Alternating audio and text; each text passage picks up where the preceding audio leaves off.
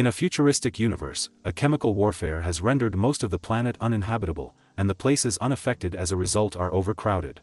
There are two remaining habitable continents, the United Federation of Britain, also known as the UFB, and the colony. The quest for space becomes a precious resource, and that can be found in the colony. The means of transporting across both cities is a mechanical device known as the fall. This is a gravity elevator that passes into the Earth's core to reach the opposite side of the globe. It is used every day by colony employees to get to the UFB. In the start of the movie, Douglas Quaid awakens on the floor. He is given a pistol by an enigmatic lady before they depart the room. The two move along corridors until armed policemen barge in, forcing them to choose another route. Quaid kisses the woman and declares his love for her while in hiding. Once she tells him that she loves him back, Quaid opens the window and lets the woman out. However, the guards open fire at them, causing one bullet to hit both of their hands. After that, the guards set off a trap that encircles Quaid. As the guards grab Quaid, the lady collapses. Quaid awakens next to his wife, Laurie, in bed. Concerned about whether Quaid feels stuck in their relationship, Laurie worries about his recurrent dreams of being captured. It's just a dream, Quaid tells her. Laurie, a physician, is summoned to assist when a passenger train is bombed by the resistance. The attacks are attributed by the media to Matthias, who is the leader of the resistance. Matthias thinks that the fall represents the colony workers' servitude and that the UFB takes advantage of them. Matthias' actions are seen by Chancellor Cohagen as merely a ruse to stir up trouble.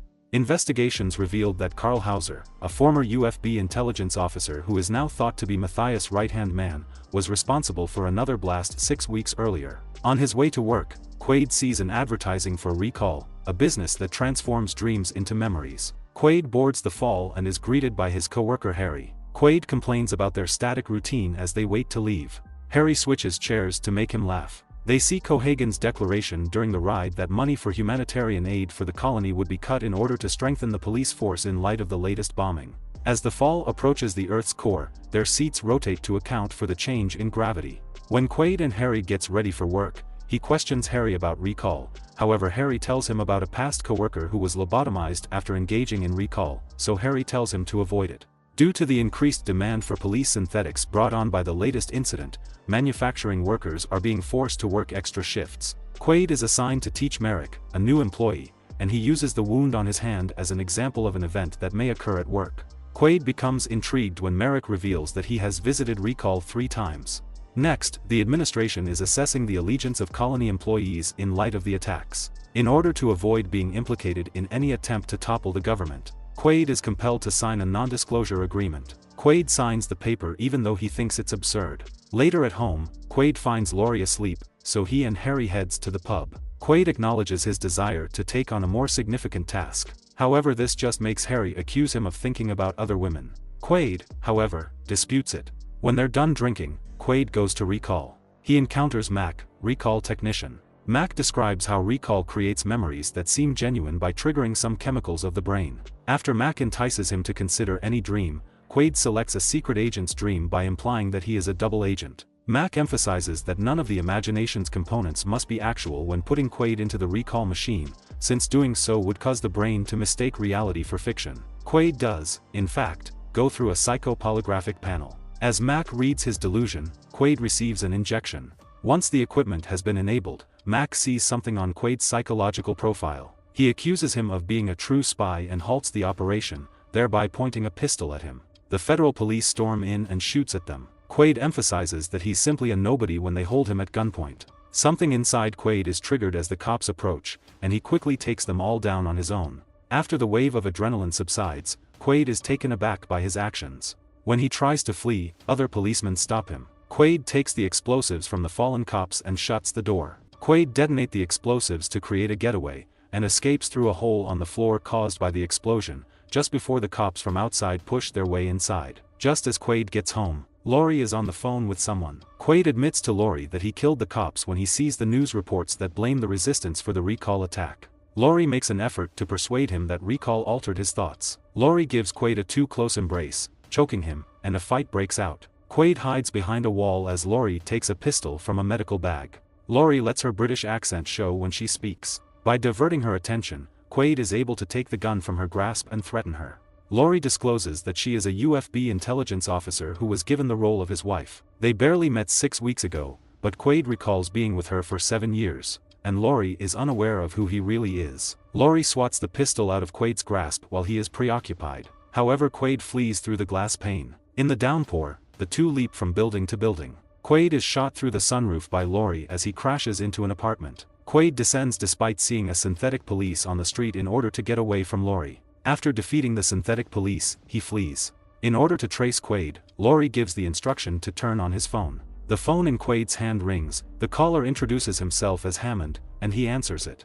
Quaid and Hammond ultimately get to see each other during a video call. Hammond says the UFB activated his phone to monitor him, revealing that they were Federal Intelligence employees. He tells Quaid that he is called Henry and also tells him to loose the phone. Hammond instructs him to locate a key and sends him an address, but Quaid, having no idea about any key, removes the phone from his palm, and heads for the address. Later, Quaid's phone is found with another man by a synthetic police. Quaid throwing away his phone has angered Laurie. When Cohagen calls and chastises her for not capturing Quaid, she responds that she was unaware of Quaid's tactical training. Because he wants Quaid for reimplantation, Cohagen gives her the command to catch him alive. However, Laurie demands to know Quaid's true identity. When she answers the phone in private, Cohagen identifies Quaid. After the call and despite Cohagen's orders, Laurie gives her troops the command to shoot Quaid on sight. Quaid, in the meantime, follows the address and goes to the bank. It is a safety deposit box. He discovers a number of passports inside, including one from a man named Henry Reed and another from another named Hammond. In addition, he recovers money, a collar-like gadget, and a little flashlight-like device. He sees himself on the video recording when he turns it on from the box. Quaid describes the process of reconstructing his face in the video. Quaid tells himself that he will locate the key and he should go to his apartment. The footage concludes with Quaid being apprehended. The following day, a guy gets stopped at the terminal. As the guards interrogates him, the man's face changes, and then the gadget turns off, exposing Quaid's face. After defeating the guard, Quaid takes off the face-changing apparatus. When Laurie gets there, she takes the gadget Quaid left behind. In the heat of the moment, Quaid unintentionally becomes stranded in the middle of a busy highway. Suddenly, an automobile stops, and he sees the woman from his fantasies is sitting in the driver's seat. Melina, the woman, says she has been searching for Quaid as he enters. Laurie manages to catch up to them as additional cops pursue them. Melina disables a synthetic police and barely avoids multiple bullets. Laurie crashes into their vehicle, and Melina is forced to hand over the steering wheel to Quaid to be able to disable a police vehicle. Quaid, noticing there's no way out, drops their car by forcing the magnetic suspension to be turned off. Just before it reaches the ground, Quaid engages the suspension, but it breaks down and crashes. Quaid gets out of the vehicle with Melina unconscious beside him. However, he turns around and chooses to bring her along. When Quaid arrives at the apartment, he places Melina on a lounge chair. Quaid then looks about the house. He presses a fingerprint he sees on a mirror to unveil a secret shelf containing a gun and ammo. Quaid searches around the house, exhausted and dejected, and he settles down beside the piano. After playing a piece without thinking, he discovers that he is a skilled musician. Quaid savors the moment until he hits an unplayable key. He takes it off and replaces it with a gadget that resembles a flashlight gotten from the bank safe. He starts playing again and the piano's video feed comes up, revealing another man's face, and he introduces himself as Carl Hauser. He discovers from the interactive video that Hauser is a Federal Intelligence operative who has been tasked with killing Matthias. Hauser discovers, however, that he was fighting for the wrong side during his mission. He explains that the attacks that are attributed to the resistance were planned by Cohagen. This serves as justification for the massive production of synthetic officers in order to assemble Cohagen's army and launch an invasion of the colony. Hauser gives Quaid the order to use the death code to stop the synthetic police. Hauser is Quaid, and he built a safe within his brain to ensure that even if Cohagen destroyed his memory, he would not forget the death code. Following the conclusion of the video, Melina awakens and affirms that it is real. When she refers to him as Hauser, Quaid becomes upset and emphasizes that his name is Douglas Quaid.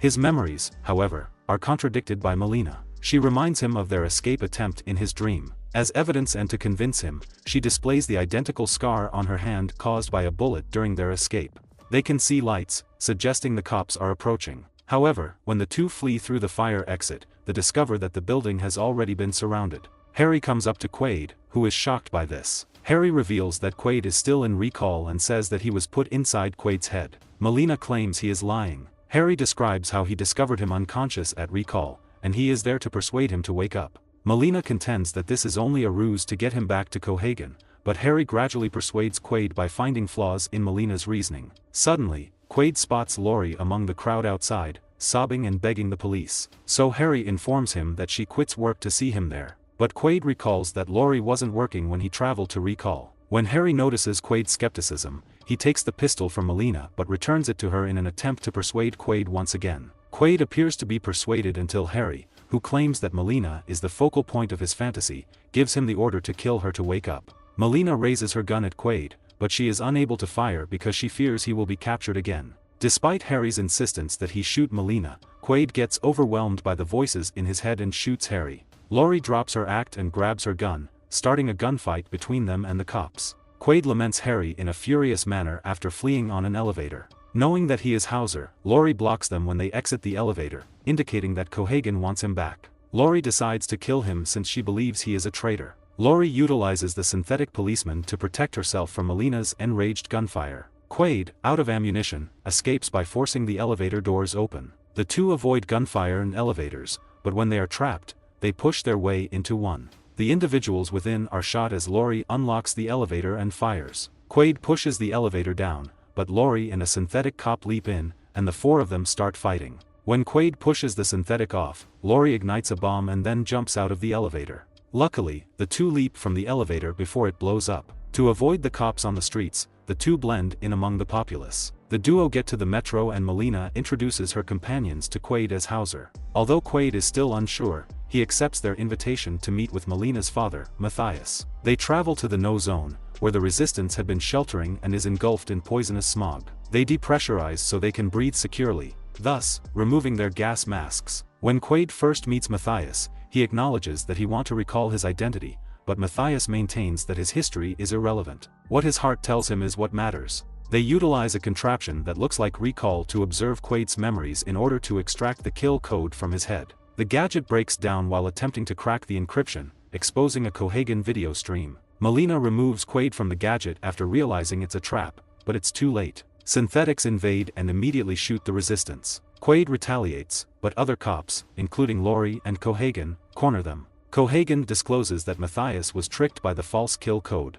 Matthias is shot by Cohagen and passes away in Melina's arms. Melina is furious and tries to strike Cohagen, but Laurie stops her. Cohagen expresses gratitude to Quaid and discloses that he orchestrated Quaid's liaison with Melina in order to bring him to Matthias. He asserts that Quaid planned to erase his memory in order to deceive Melina into saving him and win Matthias' confidence. As part of their alleged agreement, Cohagen has Quaid strapped back to the gadget to restore Hauser's actual memories. When Cohagen and Laurie depart for the invasion, only a few guards remain to deal with Quaid. Hammond in disguise is one of the guards, and he slashes through one of Quaid's restraints. Quaid utilizes this, breaks free and is able to shoot the remaining guards as a result, but Hammond is shot dead. News reports of the synthetic army being recruited into their territory to drive out the resistance are met with fear by the colony's people. Melina is put into the fall with the synthetics. To go back to the UFB, Quaid takes a chopper. After landing on the cargo deck of the fall, he equips himself with explosives and guns.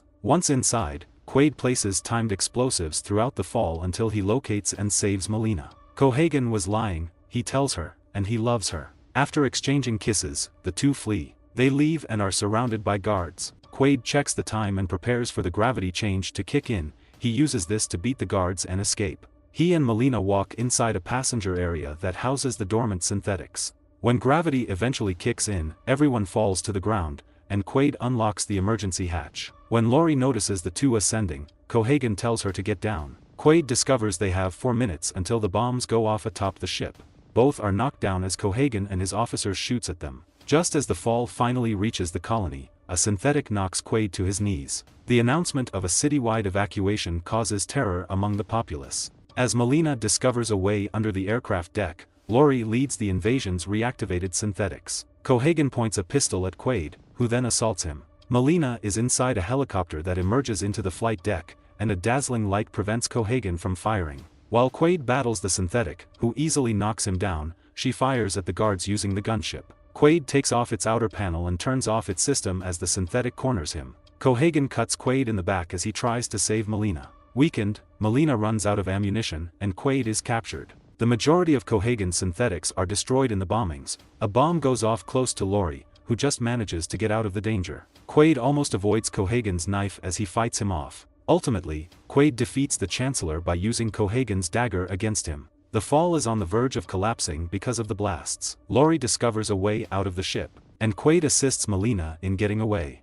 As they leap out, the fall falls and blows up. Quaid passes out in Melina's arms. Hours later in the ambulance, Melina is with Quaid when he wakes up. However, when he grips her hand, he sees that her wound isn't there. She is attacked by Quaid, who reveals that Laurie is the one wearing the collar device. They begin fighting, but Quaid gains the upper hand and shoots her in the stomach. At last, he gets to see the real Melina again. The colony anticipates becoming an independent nation now that the fall is over. Quaid discovers that the mark on his arm, where he received the injection of Recall's serum, has disappeared. He assures Melina that he's okay despite his concerns after taking a quick look at Recall's ads. If you enjoy this video, please hit the like button and turn on notifications so you don't miss more videos like this. Thanks for watching.